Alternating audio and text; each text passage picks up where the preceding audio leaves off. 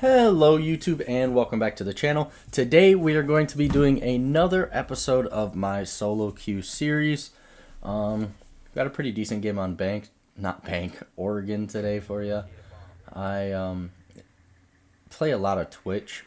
I've just been really enjoying her lately, and that's, kind of why we play video games. You play them to enjoy them. You want to be good, right? Because winning is fun, but if you're not enjoying the ops you're playing, then what's really the point? Anyways, if you haven't watched a video like this before, this is basically me going through a ranked game that I've played and doing a retrospective analysis of the plays that I make, the setups I do, the drone spots I have, things like that. And this is a really simple, basic drone spot you can set up in Garage. It'll let you see if anybody's lobby. You'll be able to hear them if they punch the door or shoot open the door, or if they prep the classroom barricade window jump out, or if they try to spawn peek in Garage as well. You'll usually hear them above an armory as well. Just easy way for you to look and spot spawn peeks.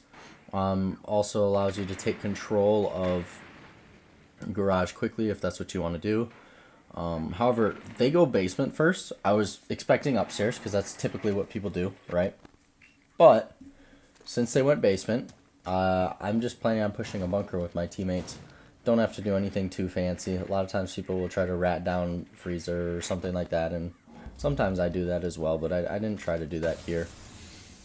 Here I just use my Twitch drones, clear the Goyos, and I just kind of wait them out, make a lot of noise in bunker, because even if I'm not pushing up or doing anything, as long as I'm making noise, then my other teammates who are deciding to try to lurk or sneak in Freezer or something like that, they're more likely to succeed the more noise that I make, right? If I'm loud, I'm making all the enemies look at me, then I will hopefully help the other people on my team succeed. Not everything is always about kills. There are ways that you can do things to help your teammates make plays, to enable them and things like that, and just making noise is one of the very simple ways to do that. Now, you'll see me, I'm smoking off the head holes, just trying to get some kind of reaction from the defense. They're pretty disciplined. They don't do anything. I even like fake run to see if I can get them to throw a C4 or something, and they don't. So here I was kind of stuck on what to do, but then I see teammate drone in, and I just decide to follow the drone, right? If you have a teammate droning and you want to take control of that space, just follow the drone like a half step behind it, because typically if somebody sees a drone, what are they going to do? They're going to shoot it, right? So you can swing them while they're aiming at the floor at the drone, right? And you're more likely to win that gunfight. Unfortunately, I've completely potatoed. Teammate cleaned up though. I'm in a 2v1. I have diffuser. Am I going to play for kill? No. I'm going to play for the win. So I decide to plant. Teammate covers me. He gets the kill. Boom. Easy round, honestly. Yeah, unfortunately I potatoed. It would have been nice to get that kill on the smoke. But it happens to the best of us. Everybody potatoes every once in a while. Especially on guns with a decent amount of recoil, which Twitch's does. Yeah, but teammates came through. That's all there is to it. Excuse me. Now, for this round, I throw the same Garage spot. It looks like they are upstairs this round. I see the Vigil scanners and stuff like that. I see teammates' drone got muted on the second floor, which typically means that their mute is setting up on second floor, which means that that's where their bomb site is. And then you also see the castle ping on master door, so that makes it very obvious. So with my drone set up in Garage, I plan to just take Garage control and walk up main here. I have kind of a drone route that I run when I have my drone set up how it is. If you didn't know, you can punch a barricade, and as long as it breaks 4 tiles, all you have to do is punch one or shoot one little hole out of it, and then you can jump through instead of punching it twice. It's just a little faster. But anyways, this is my drone route. Since there's drone holes going from meeting into kitchen and then from kitchen back into Z, you can basically clear out the entire right side of the map. Unfortunately, that leaves classroom, basement stairs, and armory stairs undroned. So you just kind of got to use your instincts. A lot of times people aren't going to be in there, but It's always good to be cautious. The enemy team ran a weird castle strat here to hold trophy. Kind of dumb. I don't like that strat at all, to be honest. I punch the barricade 7 times and then back up and throw a drone. I also see that there's a vigil in lobby, but I see that teammate is down there, so I just hope that he'll do something about it and I don't have to worry about the flank. But regardless, a lot of times if I run into a castle barricade, I'll punch it 7 times and then throw a drone, because it takes 9 punches to break a castle barricade. And if I punch it 8 times, there's a chance that somebody's going to be on the other side, a defender, waiting for that 8th punch so that they can punch it the 9th time and then run out. It sounds like some freak shit, and that's because it is.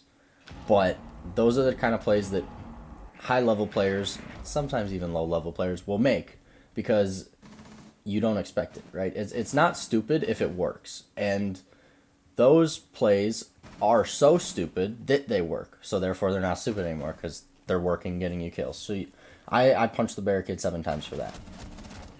Unfortunately, I'm left in a 1v4 here. The best thing you can do in a 1v4 is kind of just keep pressuring the bomb site, moving towards your objective, and just trying to get picks. The best way to clutch 1vx situations is to, 1, stay calm, figure out where the enemies are, and then isolate 1v1s, right?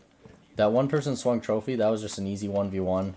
I tried to kill the person playing kid's door, I missed, but then I smoke attic door and I go to the breach, hoping I can catch somebody off guard, which I do. I catch the vigil. However, you'll notice they popped a Goyo canister. Goyo canisters last for 20 seconds. They popped it at 20. There's no way I was winning that round because the breach wasn't hoppable. And I absolutely hate baiting for kills. I hate people who do it. I hate doing it. I would rather pull my pistol out, throw a smoke, and sprint through fire and pray than sit there for 15 seconds and do absolutely nothing. It just, if you're not trying to win, like, what's the point? So I absolutely despise baiters. So even if I know I'm literally going to run in and die from the fire, I will do it every time because I'm going to do something to try to win, you know? Hindsight, obviously not smart, right? You're trying to run through fire and I was low HP already. But what else can I do? The round was unwinnable. Now, since they won that, they can't go upstairs again. They go basement again. I figured, worked the first time, might as well run it again. My teammates bring a Monty and a Glaz, as well as a Grim and a Finka, so it looks like a 5-man bunker push this time. I tried to get my Twitch drone in there, but they muted up everything. There's a mute on the right side of the door, left side of the door, so I have to wait for my teammates to shoot the mute that was on the right side, which they do. And then I can bring the Twitch. And I twitched 2 of the Goyos. I unfortunately missed the 3rd one on the mute jammer. So I ping it, hoping that one of my teammates will shoot it or nade it, because then I can get my other Twitch drone, which they do. They do get rid of it. I can get my other Twitch drone to take care of this bulletproof cam. Then after that, it doesn't really matter. I got all the util that seemed super pertinent. I just decide to throw my drones in, figure out where people are, and then at the last second I see another Goyo canister, but I get shot before I can pop it, so it's whatever, it is what it is. You'll notice the enemies are holding this really aggressively. The Goyo was Tarp's door, there was somebody playing E-Box, and somebody highway as well, I think. So, just kind of having to be aware of that pressure. My teammates I have 2 teammates, including a shield, in elbow, so there's no reason for me to play that. I saw somebody die from a shotgun over here, which means that Mute's playing Iconic. And Iconic is inside of the door to the left in the bomb site. So I don't really want to overswing because I know this Goyo is still Tarp's door. And I just kind of pre-fired there, hearing some footsteps. And it works out. I end up catching the Legion running back to site.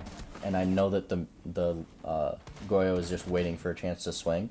Typically, if they're hearing gunfights and hearing gunshots and you just killed their teammate, they're going to swing right after that because that's kind of the smart thing to do.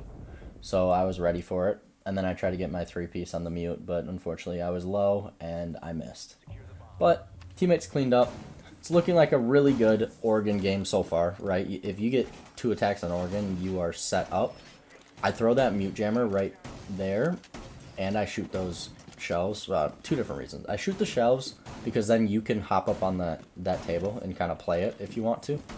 And I put a mute jammer right there because there is a drone hole directly under that table that leads into master, if you didn't know. So, but throw the mute jammer there. Drones can't get from master into the bomb site through that drone hole. And a lot of times if people are droning from the breach, they'll jump forward like towards the couch, and they'll end up getting muted anyways because I have a mute jammer right on the other side of that couch. Now, when setting up this bomb site, you want to reinforce this wall 100% of the time. Friggin' 24 hours a day, 7 days a week, 365 days a year. You do not want the enemy to be able to open up that armory wall. So that's why you reinforce it, because if they open it, they can get a long angle all the way from armory window. They could repel armory window and get a long angle from there into attic and then into the kids rotate. Like, they can completely cover your attic rotate from all the way back there with an ACOG, just purely off of opening that one wall. So that's why you reinforce it. If they use an ace to get it, oh well, but they at least have to waste some kind of hard breach utility to get that done. You'll notice that I just kind of sitting around waiting on cams. I'm playing mute, so I'm playing in the bomb site, support, just hopping on cams, seeing if I can help any roamers out. We don't have any roamers here, but just seeing where the enemies are coming from, things like that. A lot of the early round for support players especially is very slow. And if you're not doing anything, you might as well hop on cams, right? I take attic control purely because I have a C4. And I want to try to hit C4 into trophy. There's a bunch of different lineups that you can do. Of course, the addition of the projectile pathing on your screen makes it super helpful and super easy. You used to have to learn every single lineup. You'll notice right here, I put my mute jammer on the right wall, which means that they were able to ace the left wall and get an angle into attic. That ends up boning me. I lit this IQ up to 1 HP, and then as I'm reloading, I can't even see her, but she sees me. I get injured. Teammate ends up picking me up, but I just die right away. Now, because they opened this wall, next round I make the adjustment. I'm gonna mute both walls. Like, I put the mute in the middle. The reason I put it on the right side originally is because, one, I wanna keep that wall closed, right? But two, if I put it on the right side, it helps block more of the trophy door, right? Because a lot of times people will see the mute jammer on the right side of trophy door, and they'll either shoot it or they'll try to throw their drone past it or whatever. If you got another mute jammer on the left side, inside of that wall, that also helps to stop drones and stuff like that. But ended up getting boned by that because Ace opened up the left side of attic wall into trophy. So I adjust that. I learn from my mistake and throw a mute jammer in the middle of the wall so that he can't ace that wall open again.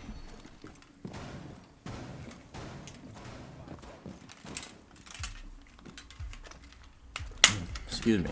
I'm taking drinks of water as we do this because it is difficult to talk for 20 minutes straight. Now, instead of playing kids this time, I play the position that I'm at right now, which is called Bolo. It's a relatively safe spot. I can hold trophy door. The only way I kind of die here is I get cleared out from below, or I get naded out from like gen window or something. And if they don't really know I'm here, then there's no way they're going to clear me because they don't know I exist. This is a really good spot to play as a smoke, a mute, a warden. Anybody with like a shotgun and an SMG-11 or SMG-12, very good position to play because you're playing close quarters, right? You're playing close to the door. You're going to end up frying them. So just like the last round, it's kind of slow. I tried this C4. Unfortunately, I timed it just right so that it ended up getting blown up by the other ace charge. So I didn't get to detonate the C4. But that C4 works a lot. If they're acing open a wall or something, and you C4 through to the Master Balk, that's typically where attackers will sit. Like if you think about it, if you're playing Hard Breach, you ace those walls, right? You back up to Master Balk and start droning because you think you're safe, right? So if I throw a C4 through that hole you just made onto Master Balk, you're going to die. Now, obviously it didn't work out that time because the ace charge blew up my own C4, or destroyed my C4. So, the biggest thing about playing this position, Bolo, is patience, right? And that's the biggest thing for a lot of defenders that people just don't do. You're playing to win, right? You're playing to prevent the plant. I could swing this door if I wanted to, but if I swing this door and die, my teammates are going to lose. If I stay here and just hold the door, don't let anybody walk in, I'm winning, right? I wait until I literally see Ash's leg. Then I swing out a little bit and get the kill. I also hear the ace on the breach, and that's how I know that he's not on the trophy door, right? So I rotate into trophy, hoping to catch him off guard, and it's closer range, closer quarters gunfights, so I can use my shotgun. I catch him off guard. He's not looking at me, has no idea I'm there. Shotgun destroys him, and boom, boom, pow, round's done. So there are times when you can make plays and when you can't. Me hearing him on Master Door was my sign to make a play, walk out, and play and take control of trophy. If he was on trophy door, there was no way I was swinging him until I saw him, like with the Ash. But since he wasn't on trophy door, he was on the breach, I walked in. Or walked out, I guess would be the better way to put that. Now, on Oregon, I typically like to play Freezer. That's because if you're playing freezer, bottom of freezer stairs with a shotgun, there's really nothing they can do. As long as you don't miss, you will kill them every single time. However, early round to mid round, I like to rat in control or security where I am right now because, one, who expects you to be there, right? A lot of times, like if I died to this, right, I would be extremely upset. I'd be like, why is there someone sitting there? Right? And, you know, like I said earlier in the video, it's not stupid if it works, right? And if you really think about it, almost every round, somebody is going to try to take freezer, right? You barricade the door. You hear them shoot down the door. You can make a play. They might try to open the freezer hatch. You're waiting for them, right? You're there. Any sort of situation like that where they attempt to take freezer, you're in a position to stop that. And if they don't push you, no harm, no foul, right? You just go back down freezer door and barricade it back up, right?